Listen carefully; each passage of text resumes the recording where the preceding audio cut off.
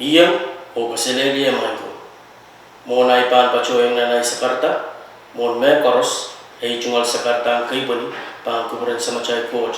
Tuwagi asinagin mo, may kachikiyang aminaman kachay ramoj. Tuwagi sa karta watch, pan togat, wain matalani mo kichi, ay chungal sa karta ang kaibani, pang kuburan enila. Kahit kuburan enila, pon erokson, pasalapalap isibaw, namarkiyan wain matalani. Kahit kuburan enila, pon erokson, pasalapalap sugsalan, namarkiyan wain kichi. Wow, lap iltoka, melel isonaangan ko.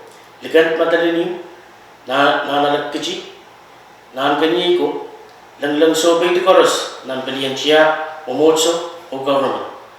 Chungal wow melel ong chong way yunsak, nan wain matalini o kichi. Chungal wow choror iltoka, incumbent Quincy Lawrence, o candidate Wilson Panuel, o ama chungal peneni koros. Ngayon sa pagmamahal candidate Jermy butong, nabil pacawan longer ay cuma lahat. Puan wiya sa pagmamahal men Pilibil, enggak wiya waliya pen kichi o matalini o seren sompariyaw ng Congress. Ay cungal so ye lipichan, iipu yang tubilug. Ay cungal papa ye Wilfred Mutong, ay cungal nono ye Mary Richard David Mutong.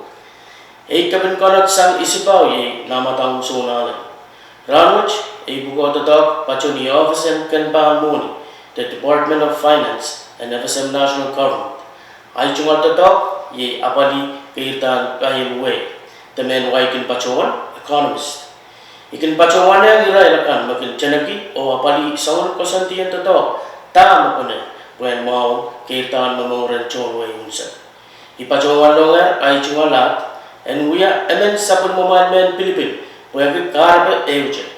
Utani men sawas ni mede o apali sabas and government ong chon wen kichi on madalni unsak and lap lon o kachapalong ong mamurun chon wen unsak sangacha medikailap pachoti del sarika may panu susta ibanu yawan ay kakkoros puyan kaksawasa way ong kusunat kan mapan mawang kakeratan mamurun chon wen unsak mayangaki kamaulan pilakan kamaulan alakan sawasa so much o so satakan sawasa kan masumaw kan o mamalar pwede sawasa activity kan o mabulabul kan o ujungatan meler program mapang kakera ka peryensiya o mamotso mawiyapasan pen sa palmachay wow o papor ng pombera moch nakarakara ibagi sa palmamay ujuj o musus mapang yawan ng mas payo riyagit ri sa klima kalangan o RRA chungal sakrat.